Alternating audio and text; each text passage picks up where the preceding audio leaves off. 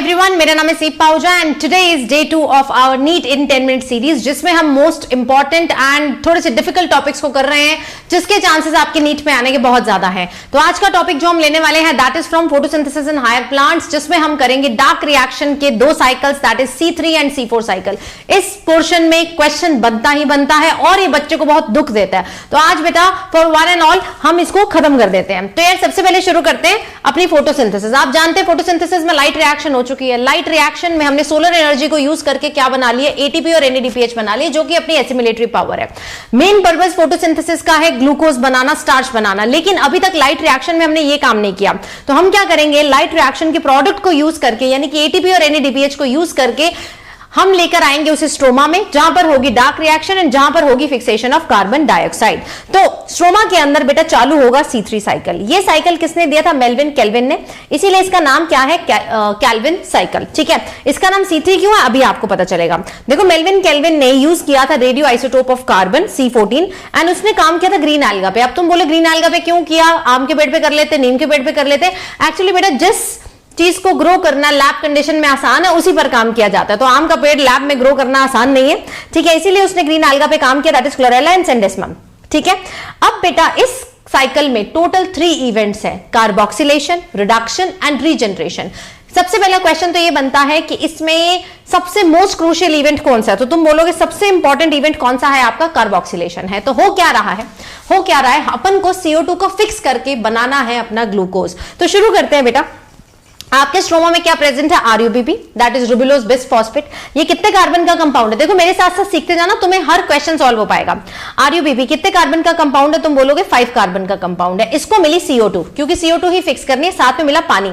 जब बेटा 1 कार्बन वाली CO2 और 5 कार्बन वाला RUBP जुड़ेंगे तो कितना बनेगा, 6 कार्बन बनना चाहिए, लेकिन यहां पर 6 कार्बन का कंपाउंड नहीं बनता है, यहां पर 3 कार्बन के 2 कंपाउंड बन जाते हैं। और वो जो 3 कार्बन का कंपाउंड है दैट इज 3-फॉस्फोग्लिसरेट। ठीक है, 3-फॉस्फोग्लिसरेट कितने हैं, 3 कार्बन के तो 2 बनाने पड़ेंगे, यानी कि मैंने यहां पर क्या बनाया, 3-फॉस्फोग्लिसरेट। इस काम को करने के लिए बहुत इंपॉर्टेंट एंजाइम आया that is called as RuBisCO, ribulose bisphosphate carboxylase oxygenase. अब रुबिस्को जो है ना, ये बड़ा दल बदलू सा है, इसको CO2 मिलेगी, CO2 के साथ जुड़ जाएगा, इसको O2 मिलेगी, O2 के साथ भी जुड़ जाएगा। यहां पर अभी अवेलेबिलिटी किसकी है प्लांट को, CO2 की, तो यार ये कार्बोक्सिलेज की तरह एक्ट करेगा। कल को इसको ऑक्सीजन मिले, CO2 ना मिले, तो यार ये ऑक्सीजनेज की तरह एक्ट करने लगेगा, एक wasteful process that is photo respiration चला देगा। तो मान लो ऑक्सीजन नहीं है, अभी अपने को CO2 मिली और हमने कार्बोक्सिलेशन की, 5 कार्बन वाला RUBP जुड़ा 1 कार्बन CO2 से, तो 3 कार्बन कंपाउंड बने दैट इज 3-फॉस्फोग्लिसरेट। अब ये जो 3-फॉस्फोग्लिसरेट है इनको रिडक्शन हो जाएगी and they will convert into triose phosphate. ठीक है, इनकी रिडक्शन हो जाएगी। रिडक्शन कराने के लिए हमारे पास कौन आए, जो एसिमिलेटरी पावर हमने बनाई थी लाइट रिएक्शन में। तो इस प्रोसेस में 2 ATP और 2 NADPH यूज हुए, याद कर लो, 2 ATP 2 NADPH यूज हुए। 2 क्यों बोला, क्योंकि यार 2 का कर रहे हैं ना, अगर एक फॉस्फोग्लिसरेट की बात करेंगे तो 1 ATP 1 NADPH, यहां पर कितने 2 हैं, तो 2 ATP 2 NADPH को हमने यूज किया और इसको क्या बना लिया, 3-ट्रायोस फॉस्फेट बना लिया। अभी भी इसमें कितने कार्बन है, 3 कार्बन है। तो यार इसमें से कुछ तो ट्रायोस फॉस्फेट चल देंगे ग्लूकोज बनाने के लिए and glucose will be stored in the form of starch. Transport करना है तो सुक्रोज की फॉर्म में ट्रांसपोर्ट कर देंगे। बचे हुए जो ट्रायोस फॉस्फेट है उनका क्या हो जाएगा, रीजनरेशन हो जाएगा और ये क्या बना लेंगे, RUBP बना लेंगे। इस रीजनरेशन के प्रोसेस में भी आपका 1 ATP कंज्यूम होता है। तो यार अभी तक हमने कितना CO2 डाला था, 1 CO2 डाला। 1 CO2 में तुम्हारे कितने ATP कंज्यूम हुए, 2 यहां पर और 1 बेटा तुम्हारा यहां पर कंज्यूम हुआ, यानी कि for 1 CO2 molecule, yes for 1 CO2 molecule मेरे पास टोटल ATP कितने कंज्यूम हुए, 3 और टोटल NADPH कितने कंज्यूम हुए, 2। ठीक है, 2 ATP 2 NADPH आपके रिडक्शन में, बाकी 1 ATP आपका रीजनरेशन में। लेकिन एक ग्लूकोज बनाने के लिए मुझे ये चक्कर कितनी बारी चलाना पड़ेगा, 6 बारी, क्योंकि ग्लूकोज में 6 कार्बन होते हैं ना, तो 1 CO2 फिर दूसरा फिर तीसरा, तो 6 बारी अपन को साइकिल चलाना पड़ेगा। सो फॉर 6 CO2 यानी कि फॉर 1 ग्लूकोज आप इसको मल्टीप्लाई कर देंगे 6 से, that is 18 ATP and 12 NADPH molecule. अब सवाल आता है भैया इसका नाम तुमने C3 साइकिल क्यों रखा, क्योंकि इसका फर्स्ट स्टेबल प्रोडक्ट कौन सा है, 3-फॉस्फोग्लिसरेट। कितने कार्बन वाला है, 3 कार्बन वाला फर्स्ट स्टेबल आपका प्रोडक्ट है। अगर इसमें पूछ ले प्राइमरी एक्सेप्टर ऑफ CO2 को किसने एक्सेप्ट किया, तुम बोलोगे RUBP ने एक्सेप्ट किया, है ना, किसने एक्सेप्ट किया CO2 को, RUBP ने एक्सेप्ट किया और फर्स्ट स्टेबल प्रोडक्ट बनाया that is three phosphoglycerate. So I hope this C3 cycle is done, it is a universal cycle, ये हर पौधे में होता है। अब यार कुछ प्लांट्स रहते हैं ड्राई ट्रॉपिकल रीजन में, उनको हाई टेम्परेचर को टॉलरेट करना है और कई बार कम CO2 भी होती है, तो भी बेटा वो चाहते हैं कि यार हम फिक्सेशन तो कर ही दें, कैसे भी करके हम यहां पर C3 साइकिल चला पाए। तो उनके पास एक अलग तरीके की एनाटॉमी है जिसको अपन लोग बोलते हैं क्रान्स एनाटॉमी। ये क्रान्स एनाटॉमी आपको किस में देखने को मिलती है? C4 प्लांट्स में। अब 4 क्यों बोला? अगेन फर्स्ट स्टेबल प्रोडक्ट इसके 4 कार्बन का होगा, but let us first understand. So ये जो C4 साइकिल है ये चलता है उन प्लांट्स में जो कि ड्राई ट्रॉपिकल रीजन में। Example is very very very important, that is मेज, एमरैंथस, सॉर्गम एंड शुगरकेन। अब सवाल आता है कि क्या इन चारों प्लांट्स में सिर्फ C4 चलता है? नहीं भैया, C4 अल्टीमेटली CO2 को दे रहा है C3 को।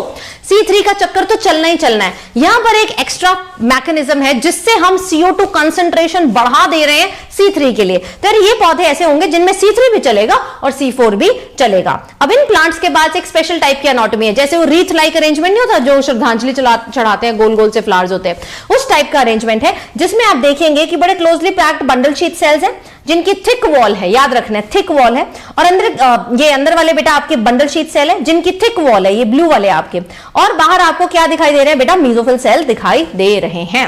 अब यहां पर देयर इज अ कैच, वहां हम देख रहे थे इन C3 प्लांट्स सारा माल मसाला किस में प्रेजेंट था? मेसोफिल में प्रेजेंट था, वहां बंडल शीट का कुछ था ही नहीं। यहां पर जो है ना मेसोफिल के पास रुबिस्को नहीं है, भैया इनको C3 तो चलाना है, तो रुबिस्को अपने ने किसको दे दिया है? बंडल शीट को दे दिया है। तो मेसोफिल के पास एक अलग एंजाइम है जिसका नाम है पेपकेज, और रुबिस्को नहीं है। इसका ऑपोजिट प्रेजेंट है थिक वॉल बंडल शीट में जिसमें आपका रुबिस्को है और पेपकेज नहीं है। चलो जी आ जाते हैं इधर C4 साइकिल में। तो C4 साइकिल की शुरुआत करते हैं मेसोफिल में। याद रखना है मेसोफिल के पास रुबिस्को नहीं है, तो यार CO2 आया, CO2 को कौन एक्सेप्ट करेगा? RUBP तो कर नहीं सकते हैं क्योंकि इनके पास रुबिस्को नहीं है। अब CO2 को एक्सेप्ट करने वाला एक 3 कार्बन कंपाउंड है जिसका नाम है फॉस्फोइनोल पाइरुवेट, पेप। ठीक है, पेप है। देन बेटा ये 3 कार्बन पेप के साथ एक और CO2 का कार्बन जुड़ेगा तो कितने कार्बन वाला कंपाउंड बनेगा? 4 कार्बन वाला ना। तो यहां पर अपने पास 4 कार्बन वाला बन चुका है ऑक्सैलो एसिटिक एसिड। तो first stable product is 4 carbon, that is why the cycle is called as C4 cycle. पहली चीज। दूसरा बेटा प्राइमरी एक्सेप्टर यहां CO2 का कौन है बेटा? पेप है। तो ये 4 carbon oxalo acetic acid convert होगा आपके मैलिक एसिड या एस्पार्टिक एसिड में। ये सारा काम कहां हो रहा है? आपके मेसोफिल सेल में हो रहा है। देन बेटा मैलिक एसिड प्लाज्मोडेस्माटा को क्रॉस करते हुए आ गए अपने अगले बंडल शीट सेल में। बंडल शीट सेल में बेटा एंट्री लेने के बाद ये 4 कार्बन मैलिक एसिड कन्वर्ट होगा 4 कार्बन पाइरुविक एसिड में, 3 कार्बन पाइरुविक एसिड में। ठीक है, किस में कन्वर्ट होगा? 3 कार्बन, रुक जाओ। So it will convert into 3 carbon pyruvic acid. अब यार 4 में से तुमने 3 यहां पर निकाल दिए तो 1 बच गया। ये जो 1 बचा वो क्या है? वो CO2 है। ठीक है, ये CO2 बेटा अब बंडल शीट के C3 में एंट्री मारेगा क्योंकि इसके पास रुबिस्को है। C3 में एंट्री मारेगा तो यार 3 ATP और 2 NADPH यूज हो जाएंगे पर CO2 मॉलिक्यूल। अब यार पाइरुविक एसिड वापस जाएगा किस में? मेसोफिल सेल में, और मेसोफिल सेल में बेटा रीजनरेट हो जाएगा इनटू पेप। तो 3 कार्बन पाइरुविक एसिड को वापस लेके गए और बना दिया दोबारा से पेप। इस प्रोसेस में, रीजनरेशन के प्रोसेस में एक बड़ा इंपॉर्टेंट एंजाइम यूज होता है जिसका नाम है पेप सिंथेटेज। ठीक है, यस, पेप सिंथेटेज। इस प्रोसेस में क्या हो रहा है? 2 ATP बेटा यूटिलाइज हो रहे हैं 2 ADP बनाने में, यानी कि कुछ तो एनर्जी तुम्हारी C3 में जो होनी थी यूज वो तो हो गई है सिमुलेटरी पार्ट, 3 ATP 2 NADPH। यहां पर 2 ATP एक्स्ट्रा यूज हो रहे हैं रीजनरेशन वाले प्रोसेस में, यानी कि अगर इसकी बैलेंस शीट बनाकर देखेंगे तो पर CO2 5 ATP हो गए ना, 3 C3 वाले और 2 यहां रीजनरेशन वाले। NADPH पे कोई फर्क नहीं है, NADPH पे कोई फर्क नहीं है, 2 NADPH। अब पर CO2 यार ये बैलेंस शीट है, एक ग्लूकोज के लिए कितना CO2 चाहिए मुझे? 6, मतलब 6 बारी साइकिल अपने को चलाना पड़ेगा। 6 से मल्टीप्लाई कर दो तो 6 को 5 से मल्टीप्लाई किया 30 ATP और कितने NADPH? 12 NADPH, यानी कि कितने ATP एक्स्ट्रा यूज हुए यहां पर? वहां कितने थे? 18, यहां कितने हैं? 30, 12 ATP का एक्स्ट्रा यूटिलाइजेशन हो रहा है इन C4 प्लांट्स। तो आई होप बेटा आपको ये चीजें बिल्कुल क्लियर हो चुकी हैं। C3 C4 को कंज्यूम मत करना, कंफ्यूज मत करना। C3 हर एक प्लांट में होते हैं, C4 ये स्पेशल ड्राई ट्रॉपिकल रीजन के प्लांट्स जिसको याद करना है मेज, एमरैंथस, सॉर्गम एंड शुगर केन। अगला कौन सा टॉपिक चाहिए प्लीज मुझे कमेंट्स में जरूर बताना। वीडियो अच्छा लगता है तो यार लाइक जरूर करा करो and share it with your friends. We are trying to cover all the important and little bit difficult topics in this series. Thank you so much guys.